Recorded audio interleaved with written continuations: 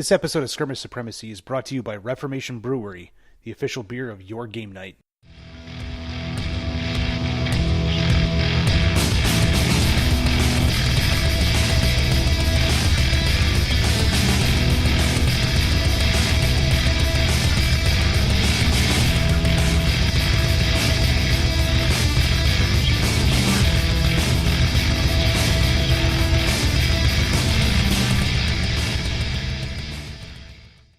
Oh, too bad. You're gonna keep eating that fucking ice cream cone on the air.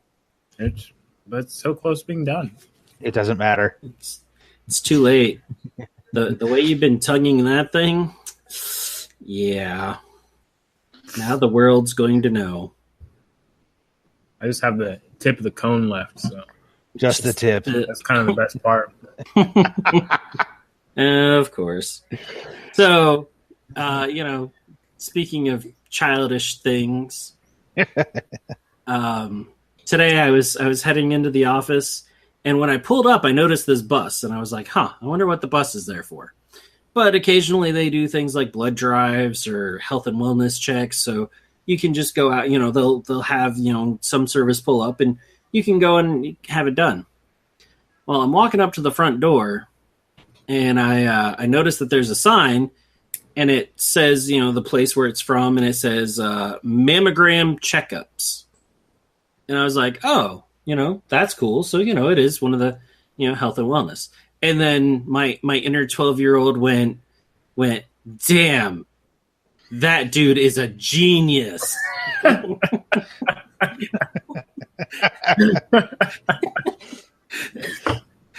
Oh, man.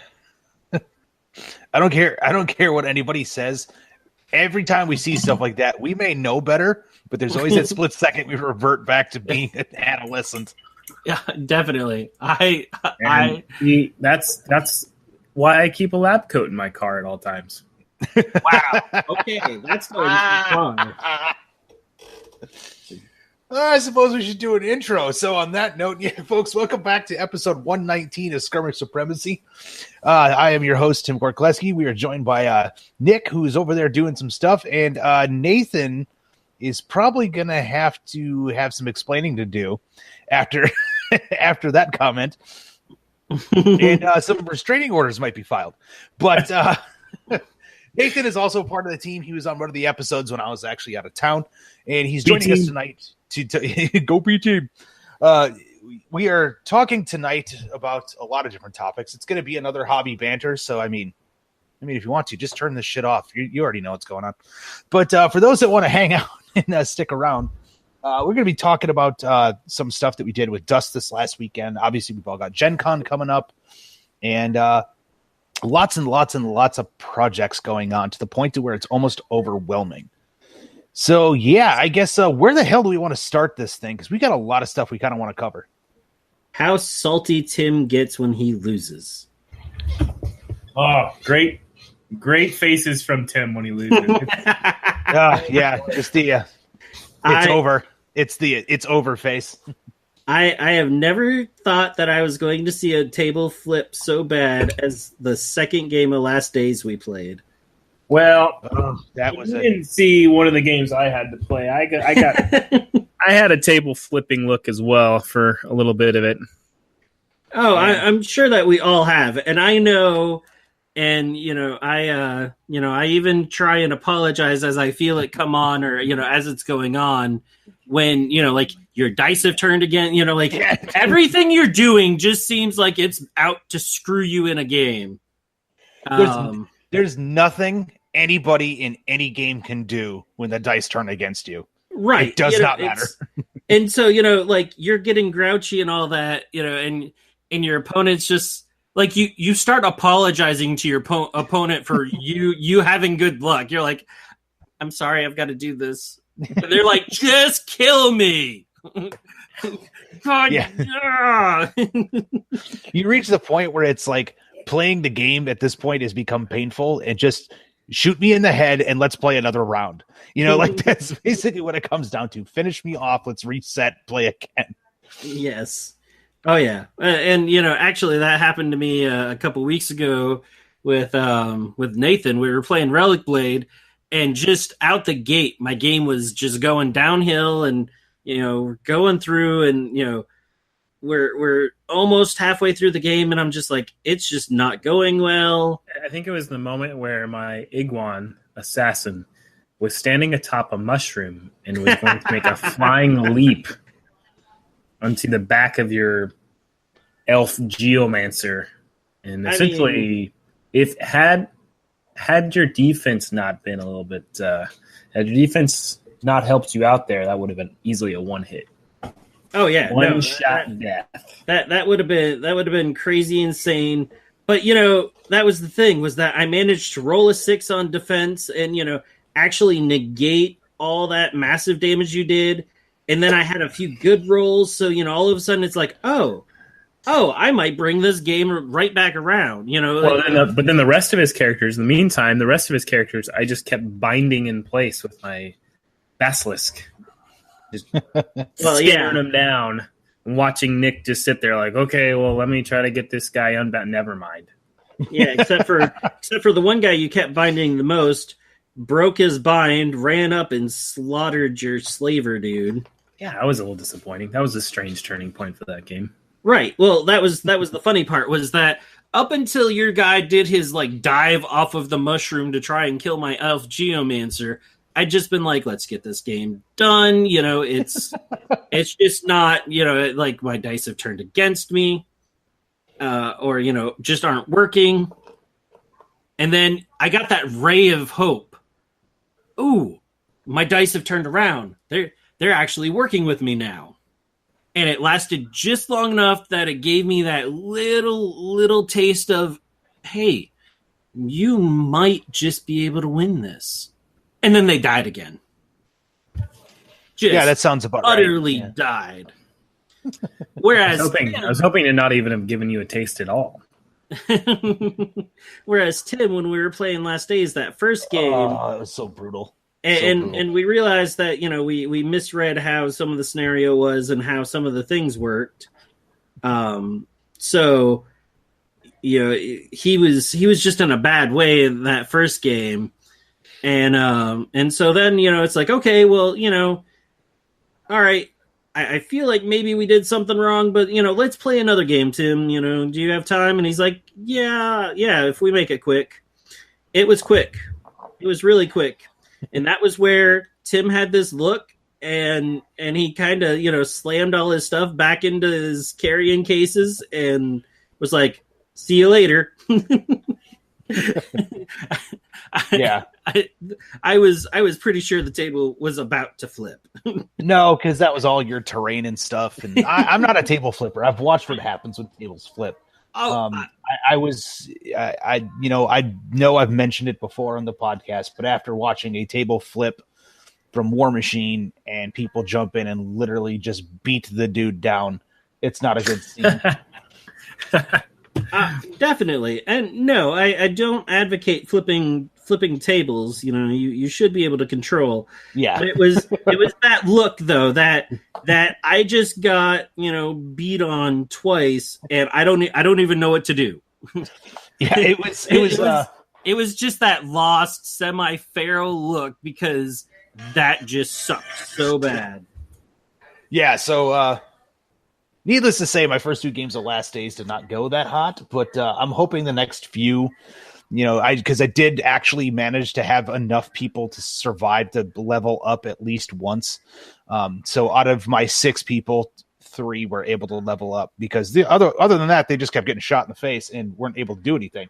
So, but a lot of it was dice. Like Nick was rolling like a king, and I couldn't roll anything higher than a 2 most of the game. So yeah, it just went downhill. Yeah.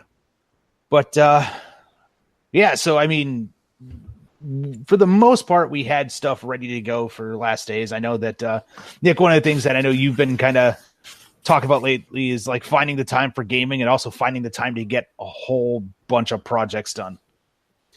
Yeah, well, getting the projects done is, I'm working on it here at the house, so it's easy to do. But gaming has been near impossible, and it's it's just been nuts because have an hour to an hour and a half commute on a good day, and usually that even drags out to like 2 hours more often than not lately. And Yeah, that's brutal. That kind of kills the week, and then you want to spend some time with the family and all that on the weekend, so it gets really hard to game. But to combat that, I have actually, I've put it on the calendar. It's actual events at both of the stores. So I'm going to 2 different stores in the Atlanta area. One on Sunday night and one on Tuesday night. Every other week. If I can swing it, I may make it more. But for now, it's every other week. And it's an actual event. It's an appointment. Like there's a Facebook. There's everything for it, just so that I can go and game and have some fun. Because even doing all these projects and being interested in them, not gaming and just having this pile of everything, it just kind of drags you down. Yeah, I can get that. Nathan, I know you're working on some stuff too right now. Yeah, today I was doing some painting. I been finishing up a Luftwaffe starter set for Dust, and last night we were playing some Blood and Plunder demos at Discover Games, and that went really well. We got a few interested people. It was kind of a quieter night at the store, so it wasn't as busy as we would have hoped it to be, but we still had some good interest and got some good games in. Was just kind of working on finding creating a simple scenario for that game that allowed people to kind of figure out the rules in an order that makes sense, but still one thing that I've missed a lot, and because I know it took me a long time to learn it, was the special abilities of the various units in Blood and Plunder.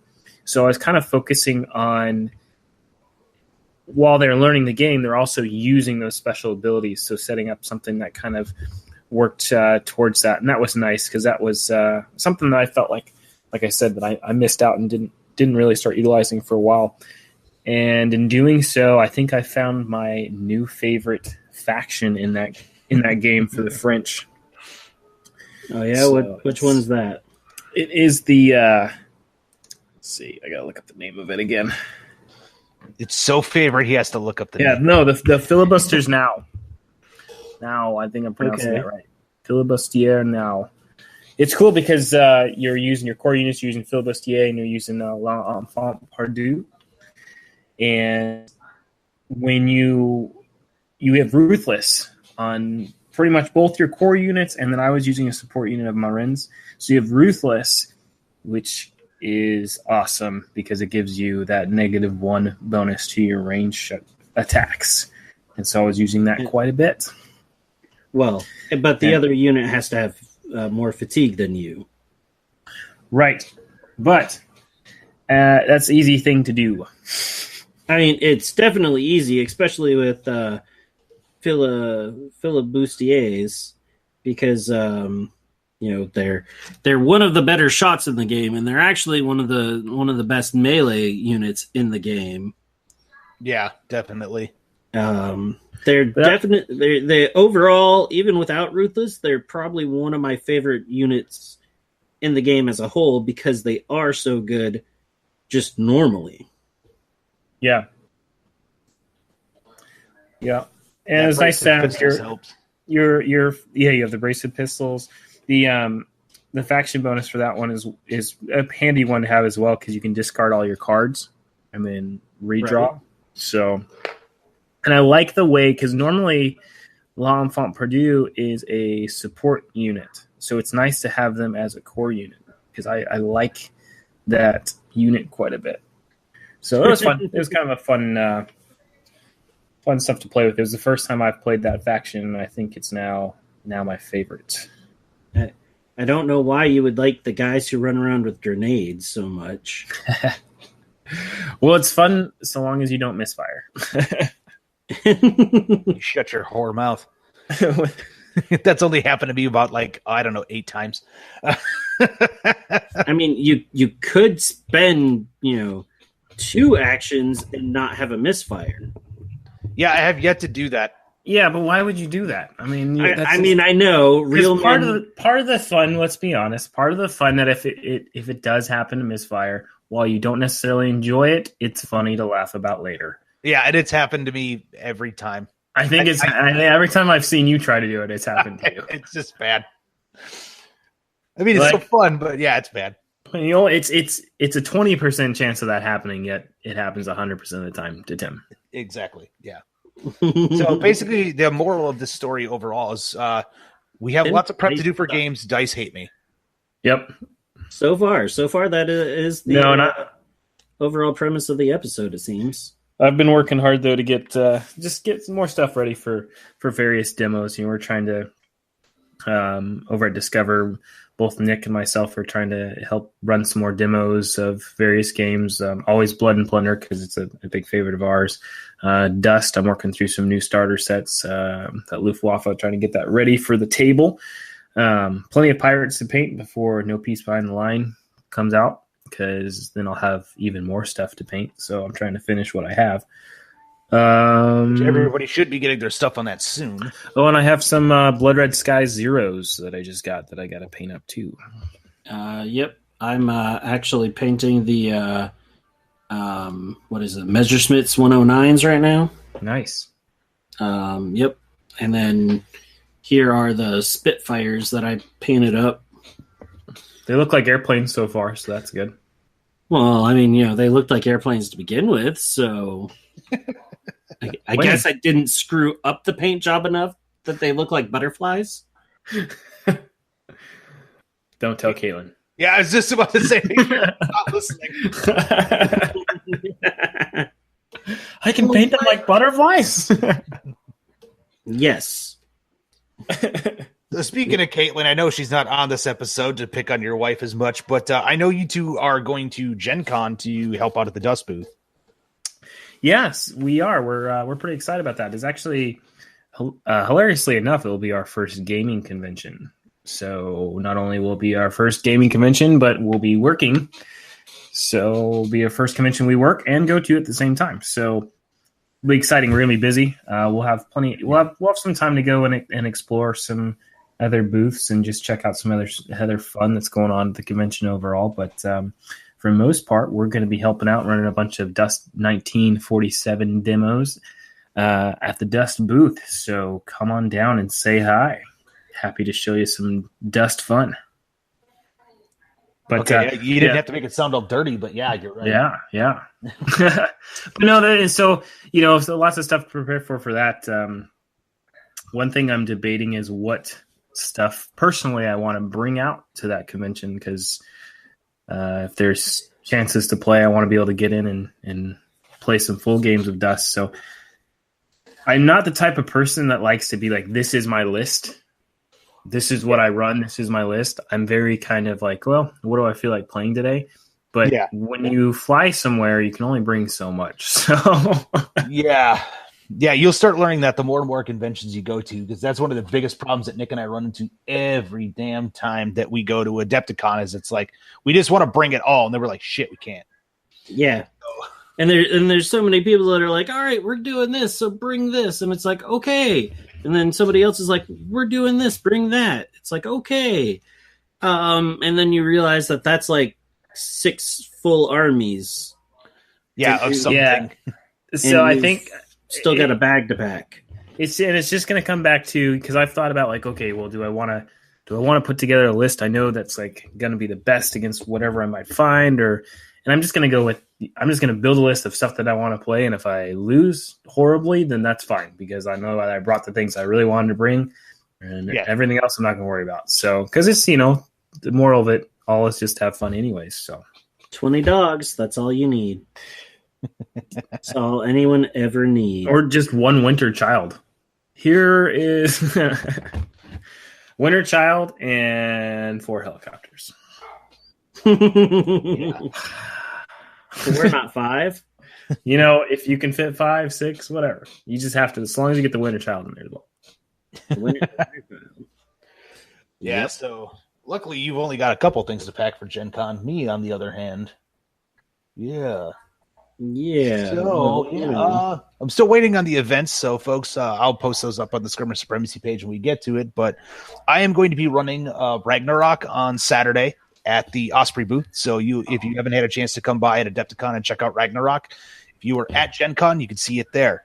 I'm also going to be running on Saturday night full on games of Ragnarok for anybody that wants to come and play and actually see how the leveling up mechanics work of the game. If you want to see a little bit more about how like the monster interactions happen and things like that, and just see a little bit more of the craziness of what the game can do, that'll be on Saturday night. Now on Thursday and Friday, I'm running another game that I will talk about now, is actually called Fire at Will, which is a modern military game that I am scheduled to release here. Probably, well, it's going to be a while. I just found out today it's going to be a while. I can't quite say too much about it yet, which company's taking it on, but Fire at Will is another game that I'm working on right now that is a modern military game. I'm actually doing 2 games of that on, one on Thursday, one on Friday. And then, of course, I'll be playing The Witchborn with elves because you bastards all voted for me to play elves. Yep. I mean, we just know that you secretly love elves. Yeah, so the real question is, because I think the other part of that, I don't know if everyone was quite aware of this, but the other part of that was if he had to play elves, he also had to dress as an elf while playing elves. That was never in the contract. How is that coming? How's that cosplay outfit coming? Yeah, I don't do cosplay. So as far as that goes, long blonde-haired wig, ears. No. You're going to have to be clean-shaven because elves don't have beards. Okay, they're too pretty to have any sort of facial hair. In that case, I'm going to say too damn bad. I will have my elves ready for the Witchborn, and that's what's going on. So, but my painting table right now, just talking about like game prep. All my stuff for Ragnarok's done. I'm not worried too much about that because we did the photo shoots for the book already. So, that's easy. But I've got to finish. I should have finished by tomorrow the 8 models I need for the Witchborn. And then I've got almost 40 models that I need to get painted up for my event of Fire at Will, which honestly, because of the fact a lot of it's like U.S. soldiers, things like that, it's not that hard. It's a lot of like they're already kind of sprayed green. They kind of look at this point like legitimate army men. So it's a matter of doing the highlights and a little bit of the camo on them, and then a wash and skin tones and calling it good. So I'm not too terribly worried about getting those done. Have you painted multicam before? I'm not going the full on multicam with this. I just don't have the time. He's gonna go standard 3-color. Yes. 3-color out. That's what it sounds like. I'm feeling very like. Well, the primer's 1 color. My highlights could be 1 color, and then a wash. Yes, there we go. Yeah, I just the multicam. I just don't think I'm going to have the time to pull it off the way I need to. But I don't know. I might give it a shot. We'll have to see. It really comes down to how much time I have between now and Gen Con.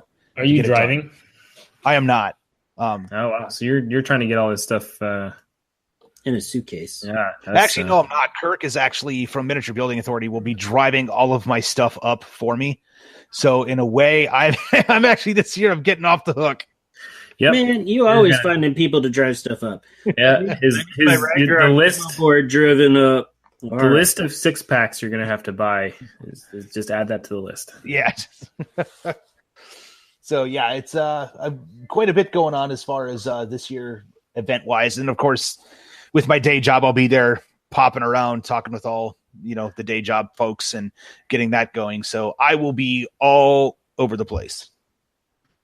But yeah, that's pretty much Gen Con. Nathan, what do you still have anything to prep up for Gen Con yet besides the Luftwaffe? I know you said you're kind of deciding on a list, but are you trying to like crack out even more than what you were thinking? Well, so one thing that, and this may sound silly to some people, I'm trying to figure out how to appropriately take stuff out there without having it broken. So creative way on your model bag. Yeah, and I have my model bag, but when you look at creative, so I've developed a system where obviously my model bag has the standard multiple trays, But I found that if I removed a few of those trays, I could stick some of the actual dust boxes, which a lot of those are really nice because a lot of them have the foam inserts in them, which is great. So you can keep your models in those box. And if you're crafty, you can keep a few in the box as well. So, and they fit the bag I have. I can fit a couple of those boxes perfectly, take up the same amount of room as a few of the trays I pull out. So I've been doing some Tetris work to figure out, okay, this stuff to bring. So it's taking so much of my time. Just this model packing. No, I'm just kidding. But that's definitely something that I've been playing around with it, helping Caitlin out as well, because she's trying to figure out all her stuff. And it was funny. Right. She was asked me the other day. She's like, "Hey, how do I pull the foam out of this? It's just a pull and pluck foam tray." She's like, "How do I get the foam out?" I'm like, "You just pluck it out. It just comes out." It like blew her mind. It was kind of like you should have showed her like this 5-minute technique and then just pluck it out. Right. Like, so first off, they take an X-Acto knife. You got to slowly keep scoring in and just keep pushing it apart. Break out she goes, "Why can't you just pull it?" I don't know. And then do it and go, "Oh my God." You're doing it wrong.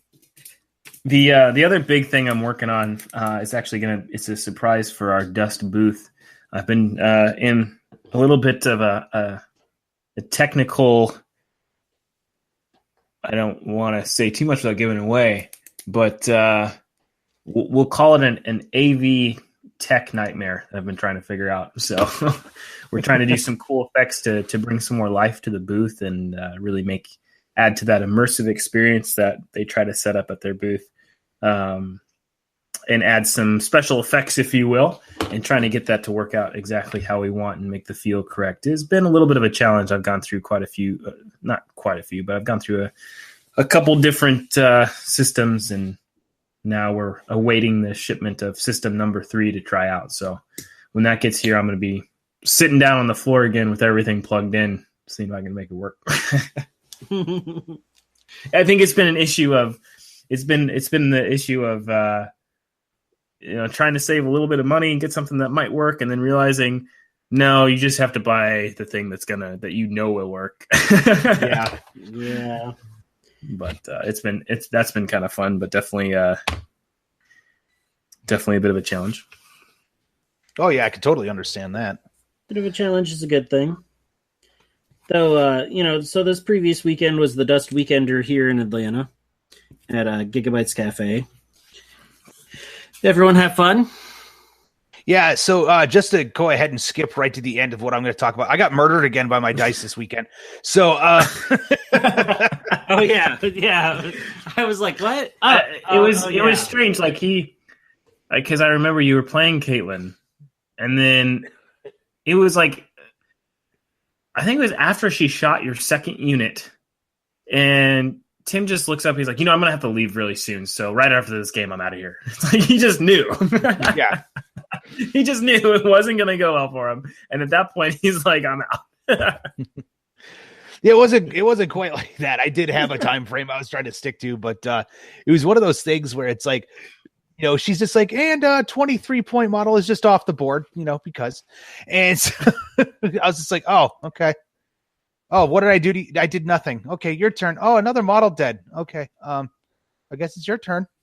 It's just like, what am I going to do? Just dying again. So the funny part is that Caitlin at one point, I think it was Friday night, because it was Friday and Saturday. I think Friday night she challenged me to a game, and I had no, it was Saturday night, and I was just told that, hey, we want you to play, this guy here. And so I was like, okay, Caitlin, I need a rain check. And she stopped and she thought about it a second. And she's like, you know what? Never mind. Every time I play you, I lose. Wait, so you didn't play her? No, I didn't end up playing her this past weekend. And she seemed to be on a decent streak. She was on a decent streak. That might have been why. She gets in very streaky moods where she'll be like, you know what? I don't feel like playing another game because if I play another game, I'll probably lose. It's like if she doesn't feel it, she'll just bail out. But it's funny because she's got a decent win streak, but every game, and we've played Relic Blade, we've played Blood and Plunder, we've played Dust. Every game she plays against me, she ends up losing. Throw off her juju. Apparently, I don't know what it is. It's the beard. Maybe it's the beard. Maybe the beard scares her. But no, it was funny because Saturday night, she's like, I haven't played you yet. Let's play. And I'm like, oh, I'm going to play this guy first. And then, after. And then, like partway through the game, she's like, you know what? Never mind. I don't want to play you. I was like, okay. That's awesome. Yeah, she did a good job of ripping apart my mythos, but yeah. I didn't really have much of an answer to it. It's like, oh, you shot me, I'm dead. Okay, cool. On to the next one. Well, so I didn't even know you had left. Like, you came by, told me that my phone said low battery. I was like, yep. I was finishing up the game I was playing. I'm like, yep. And then I turned around and you were just like gone. I was like, what happened? I didn't even get a chance to return his cooler. No, I was out of there pretty quick. I had family in town this weekend, so I knew that my time down at the store was very limited. It definitely, for me, was not I can just show up and leave whenever kind of thing. It was very much like I am here from noon until 4:30, period. And it was like there was no ifs, ands, or buts. And yeah, it's just, well, we all know if we have families and significant others, how that gets. It's like you have this time to this time. Anything else, done. So... yeah, it was very much one of those weekends for me, unfortunately, even though like Greg and Alicia were in town and we had a ton of people playing Dust, there was just no way. So, it is what it is. I got a couple of games in, lost both. So, typical. So it was just seems to be lately. Yeah, my win streak has plummeted quite bad. It's like swan diving into an empty pool. So that's a tough thing to come back from. You're telling me. So that's kind of the big thing that happened. You know what? It's going to be sad when the elves turn it around for you. Oh man, we're gonna ask Tim. How did which one go? He's gonna go. Shut the fuck up. What happened? Did you lose? No, I actually won every game. Every single game, everybody leveled up and they're all awesome. I hate it because now I have to play them more. Now I gotta play them more. I even stripped one elf of all of his armor and took away his weapons. He still beat a Witchborn in hand-to-hand combat. Look at that. I rolled critical. What I rolled for damage is 6. What I rolled a wound. Oh, look at that is 6. It's dead. Oh man, that is going to be what happens. More than likely, knowing my luck, that'll be exactly what happens. But yeah, so past that, my scenarios are ready to go. I've had them written up for a little bit now. So some of the stuff for Fire will still keep you a little play testy, especially some of the scenarios. They're 4-hour blocks of events, and it's split up into basically chapter 1 and chapter 2. There's a lot of stuff that can happen in each chapter to where you can actually run with stealth. So I am working on the stealth rules, and more than likely, on paper, they look like they'll work just fine. So we're going to be testing them out at GenCon, and then just kind of getting feedback on it all to see how it's all going to work. But that is kind of the plan right now, is that it's the stealth rules will be some of the big pieces of the game. Or at least they can be until somebody says, whatever, just go ahead and start shooting things. So I'm kind of looking forward to see how that's all going to play out. Yeah, definitely. I'm looking forward to hearing how it all played out for you. Yeah. Unfortunately, Nick is not able to go this year. Just work just piled stuff on him. So yeah. Actually, literally piling stuff on. Yesterday, I get this email talking about a class I'm in next week. I'm like, what class? When did I get put in this? and it's like all week. I'm like, what happened? Where did this come from? So, I have stuff, just kind of, popping out of nowhere going, ha, you're doing this now. And you're like, oh, fantastic. Great. Just what I wanted. Oh, yeah. Awesome. I mean, I guess it's not a puppy, so, that's a bonus, but. I want a puppy. Yeah. You want a puppy? Yeah. No, you don't. You just want an old dog that's lazy. Who doesn't want a puppy? I mean, initially. I want a puppy for 3 days. You didn't have to hit that close to home, Tim. Wah, wah. Oh yeah. So let's see. We played a lot of last days. GenCon prep, Dust Weekender. I've lost everything I've played so far. No Peace Beyond the Lines coming out soon, so that's something to look forward to. So I can lose more games with new factions. What do you guys got coming? You guys got anything coming in that Kickstarter? The answer is yes. Yeah. Not one of everything. I mean, I wanted to back for one of everything. I didn't quite back for one of everything. Like, I'm not getting the Galleon, which does make me sad, but I am getting a flute. I actually paid extra money to get, like, a crap load of canoes. I think I got, like, 4 of them or 5 of them. You went pretty heavy on the natives, didn't you? Yeah, so I got the Dueling Captain's Pledge, which, is, like, 2 of each starter box or something like that. Yeah, something like that. It sounds right. Yeah, I mean, it's multiple starter boxes. So yeah, I got all that, and then so that comes with a Piagua. Well, it came with 2 Piaguas and just all sorts of stuff. Yeah, I all of it natives. Which little bit apprehensive after I found out that natives aren't going to get the swimming anymore. Thanks, Mike, for getting my hopes up. And then they made their changes to bows. Now, on paper, they look like they made them terrible. Yeah, they're after playing a couple games like straight native heavy, and Nathan can attest to this. Like, they don't do a lot of damage, but they will pile on the fatigue. Yeah, right. And granted, in Blood and Plunder, fatigues really actually or fatigue's just as important as killing something. Because once something gets 6 fatigue, it's out. It doesn't matter if it has 2 guys in it or 100. Or it's not 6, it's 7. Once it hits 7 fatigue, it's done. So, right. If the unit, and the units can pile on, but I don't, it still is that, I want to eliminate people.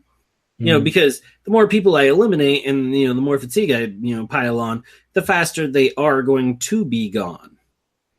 So, and maybe that's what it is. It's that mental shift away from I need to kill people into I just need to fatigue them out. Yeah. Yeah. Because the last time I played, I can tell you quite honestly, like, I did make some mistake. Well, I kind of had one unit that was just like a come at me, bro unit, which, it was kind of funny. But for the most part, the rest of them, it was like to put 3 fatigue on a unit. And so for those of you that don't play Blood and Plunder, 3 fatigue on a unit means they're shaken. They can do nothing else but rally. It took me nothing to put 3 fatigue on a unit. Even if it was like 8, 9, 10 dudes, it didn't matter. 3 fatigue, it's shaken. So it became very easy to just start shutting down the actions of units. Now, there's a couple times where it's like, yes, I had to kind of double team a unit to make that happen.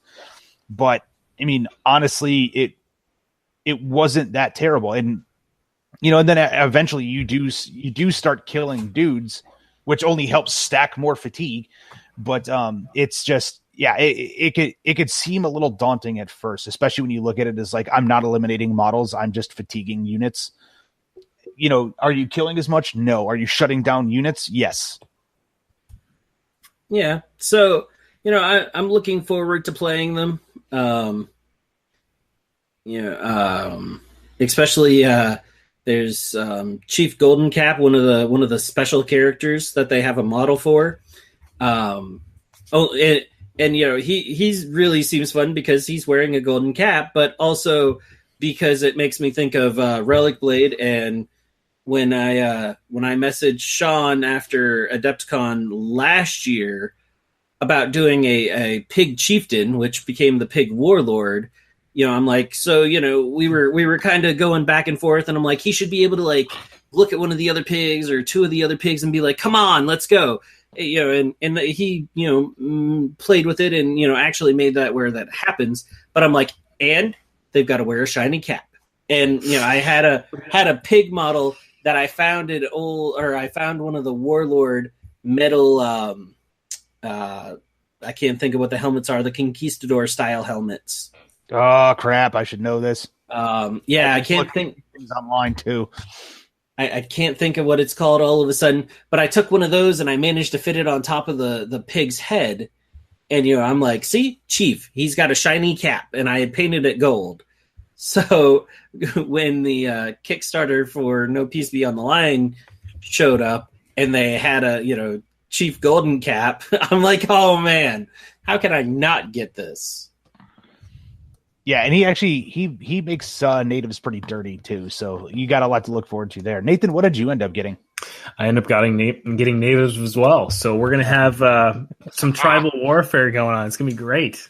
That should be interesting. We're gonna have because I know Tim, you have some natives as well, so we're gonna have to at least once. We're gonna have to do nothing but natives battles. Nothing but natives.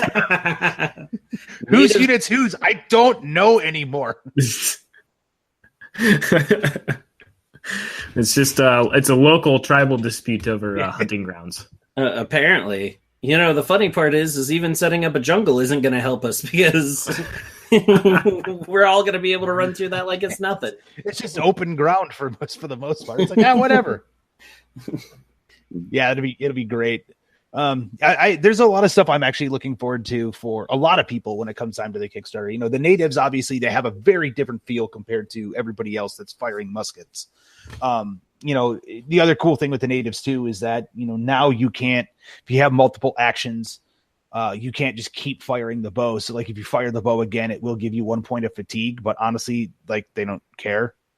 So, I mean, if you got a unit of like young warriors just sitting back firing the bow, like you fatigue them and you go, okay, 1 fatigue, you can't see me anyway, and take your second shot. And, it's pretty easy to mitigate for the most part. The one thing that does suck though, if you're playing the Kalinago, is the fact that they all have Sound of Thunder, which means that if they're shot with a gun, they roll an additional dice on fatigue. So like they will fatigue out quickly themselves if they're hit with guns, which is no fun, especially against the French. Yep. So, and then of course they also have the rules that they cannot use cannons on their boats. So, even though natives can go into Piragua, they cannot take cannons on the Piraguas. But so they can't directly take it, but if they take over a boat that has cannons, they can use them. Yes. Which, I mean, that just sounds awesome. I don't know what I'm doing, but boom, that worked. They're going to fire and not know how to reload, but it doesn't matter. I'm pretty excited about the Dragoon units as well. I haven't gotten to see any of those played yet, or really even see any at all, but just the concept of it is pretty exciting. Nick, did we run the Dragoons at Siege of Augusta, wasn't it? Because I know we got a couple of early sculpts. So we got some of the guys for the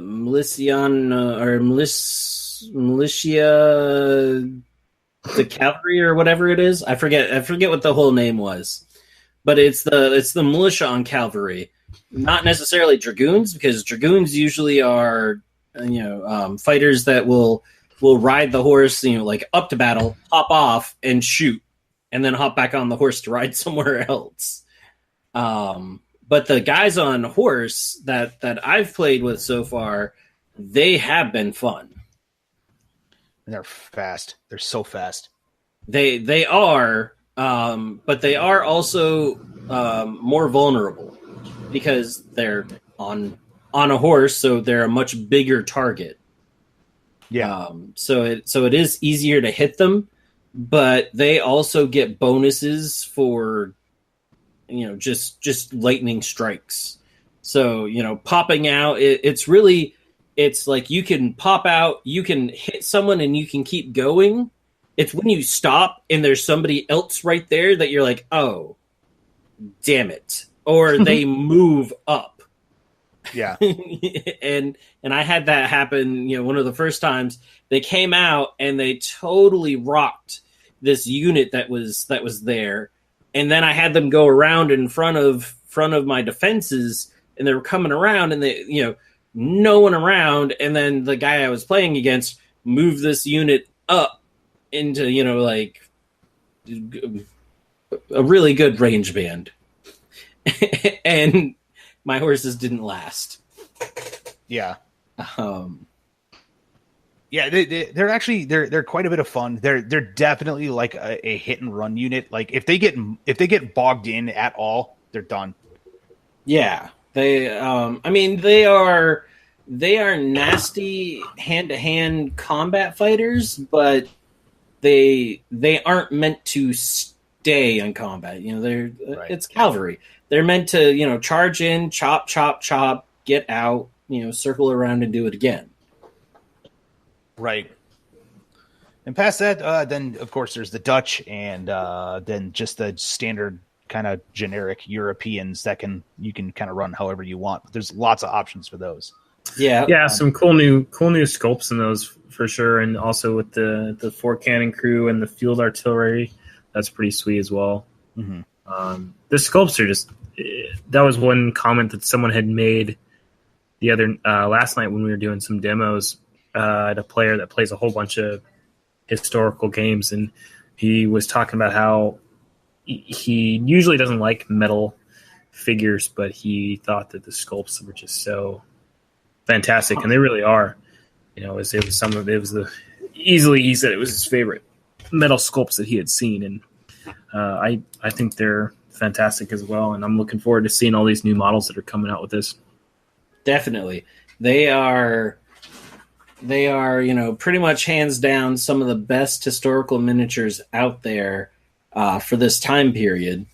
And I have to specify this time period because I never know when Andy Hobday from War Banner / Footsore will be listening, and and he'll send me mean nasty grams if that's another game I've been playing a lot of lately. I've been playing a lot of Gangs of Rome.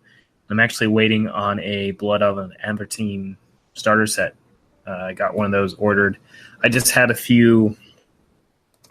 originally just bought a few blister packs of the single gang fighter, and painted those up, and had a handful of gangs to play some small games at the store, because at Discover we have there's a whole Rome. Alan at Discover Games basically bought one of everything just about as far as buildings go, and has a great Rome setup right in the front of the store. So we've been playing there quite a bit, and trying to get people excited about that game. And every time I play that game, I'm like, I want to play this game more, because it's super fun. Like, it's just the movement and everything is so unique, and your play style is alters so quickly. So that's been another fun one that I've been enjoying, and looking forward to putting together some more stuff for that as well. Yeah, so I got the Blood on the Aventine set, and as soon as I ordered it, I knew it was the beginning of the end for me. So I have a bunch of stuff for building. So I've had this board ever since they came out with the terrain and the stuff under construction and all that. I have just had this, vision of, you have a few buildings, and then you have a few buildings that already are there, and then you have all this other stuff under construction. Mm-hmm.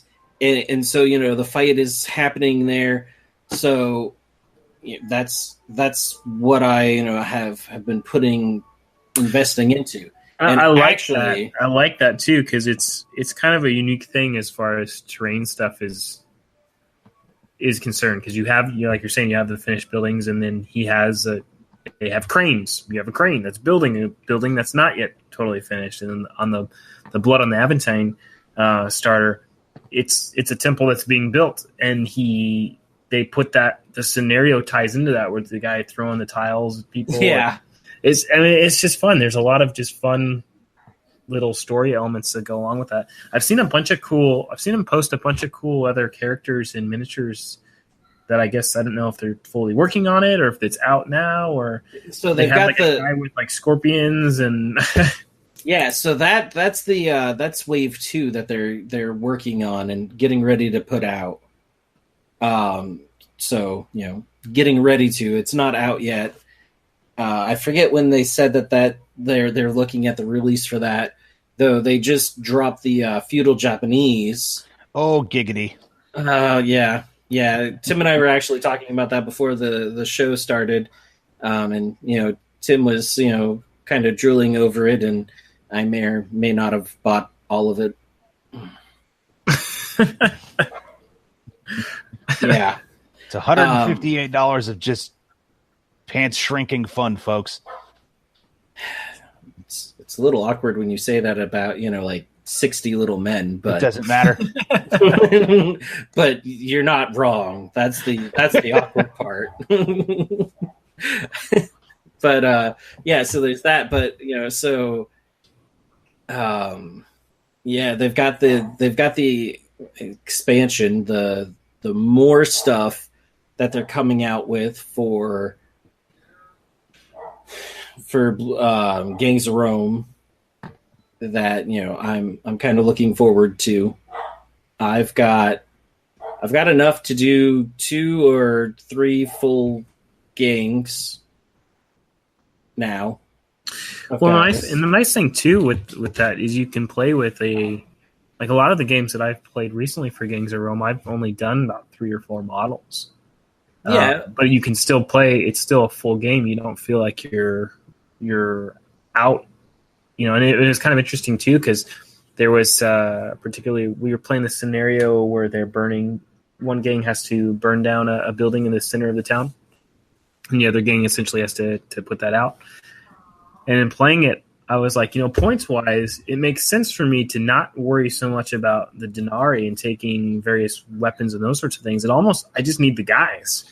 So it's better to just take an extra fighter or 2, if you can squeeze in 2, get 2, and just have more guys than the other player, because it's easy for them to run up and start the fire, but you need the guys to be able to move around fast and get there and put those fires out. And so it's fun. There's the system that they created for that game there's a lot of unique things that can happen and some unique strategies that you can take. That's simple to do. It's very natural, just kind of by swapping out a few things. And the scenarios as well. I mean, it's a lot of room for very unique. In the book, there's only a couple scenarios that they have in the book, but they did a good job even with those of writing things that are very different from each other and exciting, and just adds a lot of character. That game has, for something that initially, if you looked at it and just thought it might just be a historical game, there's a ton of character in it. And yeah. That's so, because even when the first time I played it, when I sat down the first time to play a demo game of it, I was like, okay, well, this looks kind of interesting. But by the time I left, I'm like, oh yeah, this game's amazing. It's so much fun. I was sold. I only took one game. Like we played, we had this literally the map that we were on was like this raised mountain pedestal. And we were playing the first scenario, Tribute to Mars, and so we had a statue in the very middle of it. And the map was maybe only, I want to say 18 by 18 inches, so a perfect square with a staircase leading up to it, and then essentially you were off the map at that point. And it was really funny because each player at the time for the demo only had one model apiece. But there was a lot of, you're doing the blood attacks, and you're also doing the brawl attacks and grappling people. And we just started throwing people off of this map, because essentially it would take them out of the game. If you threw them off this mountain pedestal, they were just out. And it was just so funny, because oh, okay, oh, you didn't succeed in throwing him off, so now he's locked in melee combat with you, and you're still brawling. Well, his turn comes up again. He's going to try to throw that guy off the map, and it was a lot of fun. That sounds like a lot of fun. I'm actually looking forward to getting some of my first games in once I finish building my board, or before that, sometime at Discover. Yeah, absolutely. As much as I would like to get into that game right now, I have so many Vikings that I need to paint for books 2 and 3 for Ragnarok that I just every time I'm like, yes, I want to. Oh, yes, deadlines. Oh, more Vikings. Yeah, it's deadlines. It's just so speaking of Ragnarok, since you mentioned it earlier as well, and I meant to say it then, but we moved on. But you came across an interesting Amazon find the other day. Yeah. So apparently the book is already listed on Amazon. No photos, no artwork, no US. But it's there. Yeah. No UPC, but the title's there. I tried to go leave a 1-star review, but it said that it was only pre-order, so you can't leave reviews yet. Yeah. That's, I was highly disappointed. Well, sometimes you just have to go in and 1-star people just to get them to look. But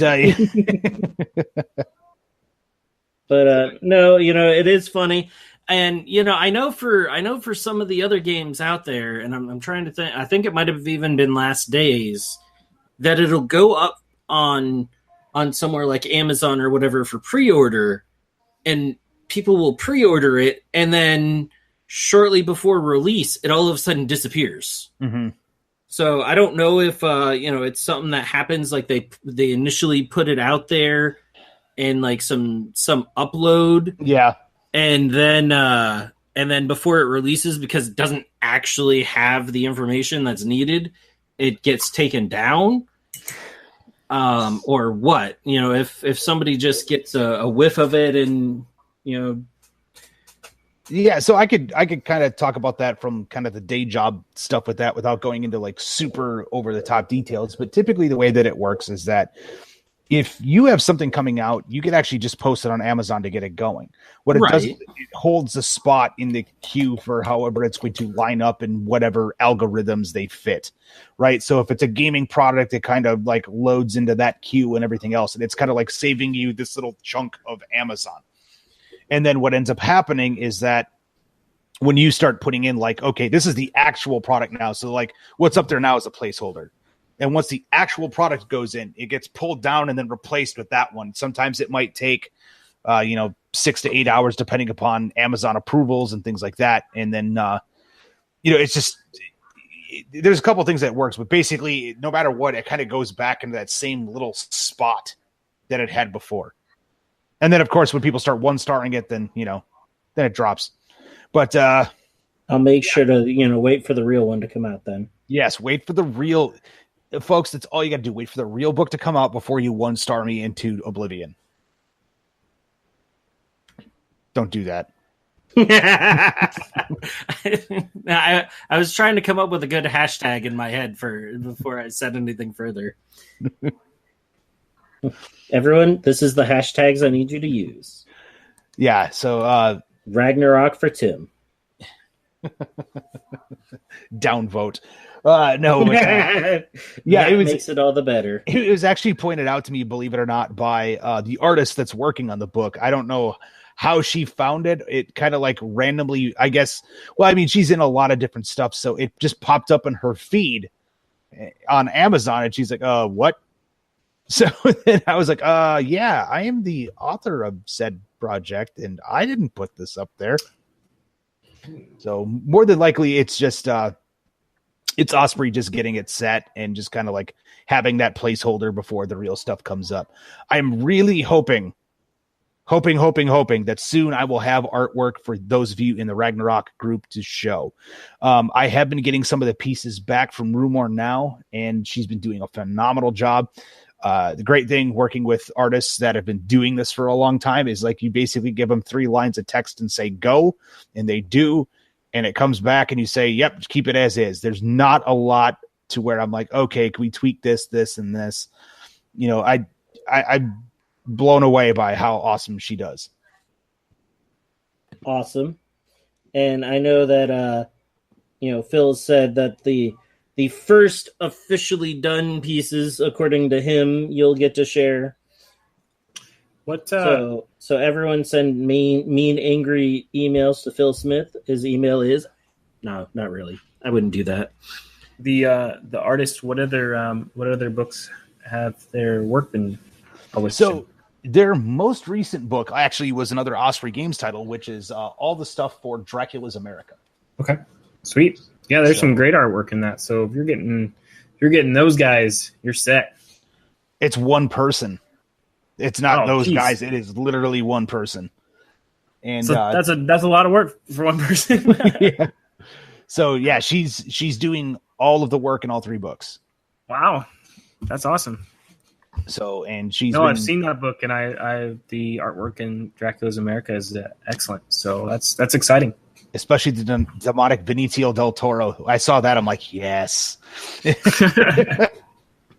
But yeah, she's been cracking stuff out. Like I said, I can't show anything yet. I'm hoping to have at least one piece that I can post during GenCon. Luckily, I did find out that they are making a banner for when I am running demos at the booth at GenCon. So that's a thing.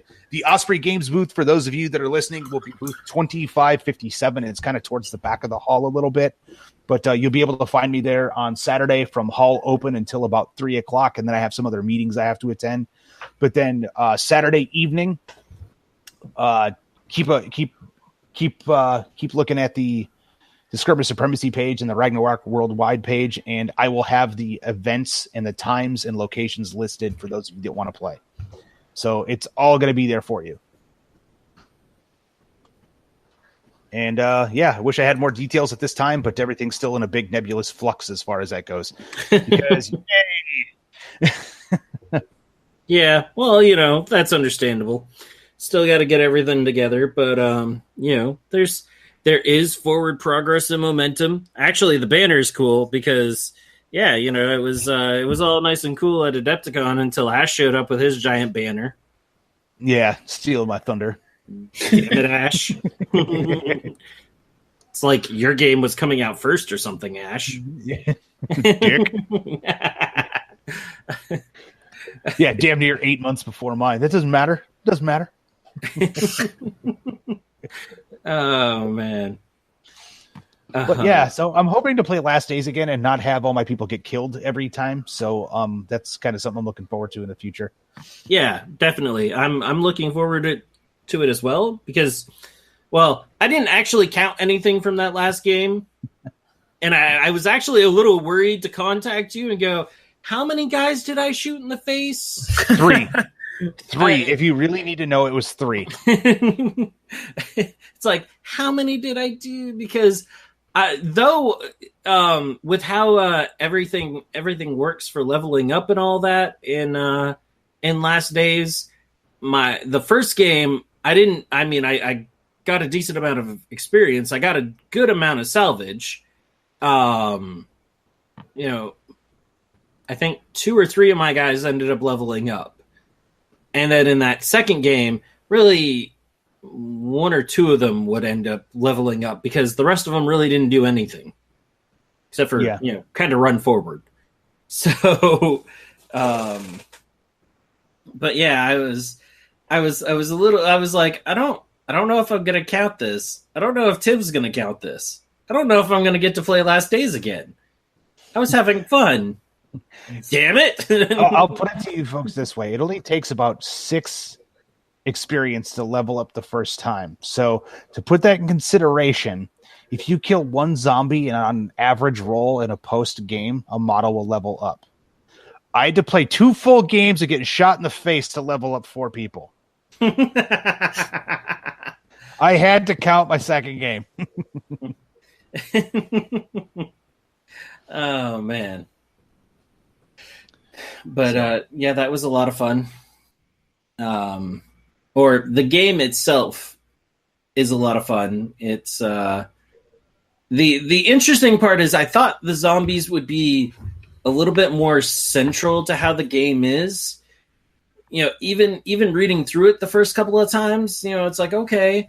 But then you actually get to playing it and you realize that it is two war bands duking it out, and the zombies just happen to randomly show up and, kind of be a pain in the ass.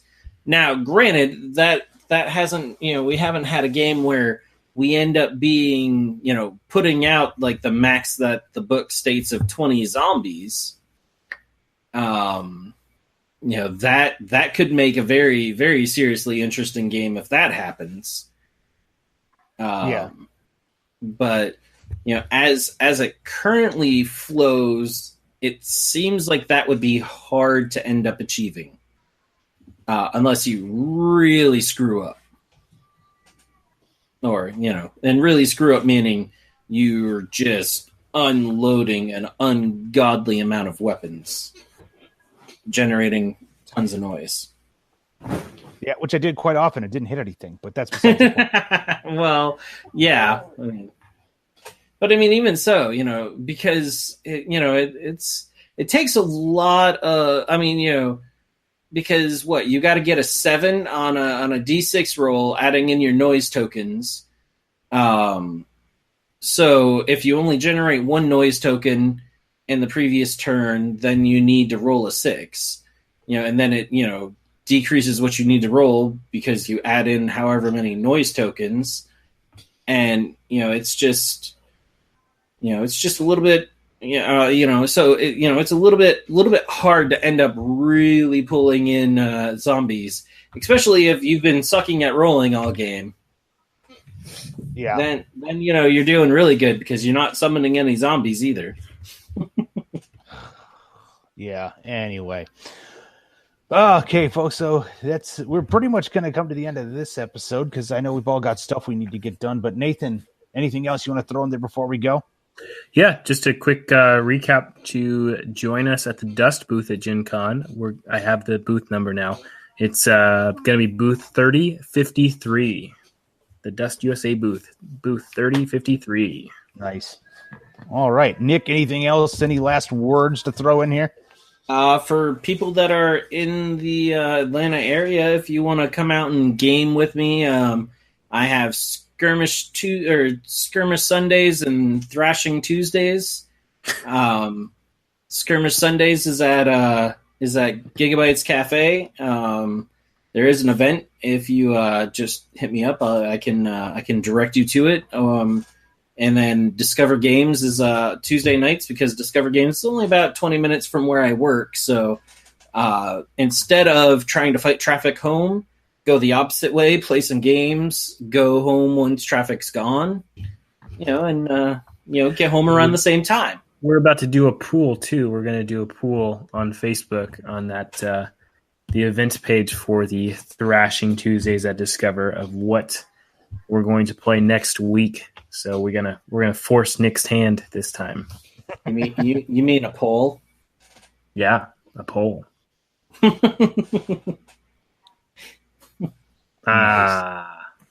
right. Yes.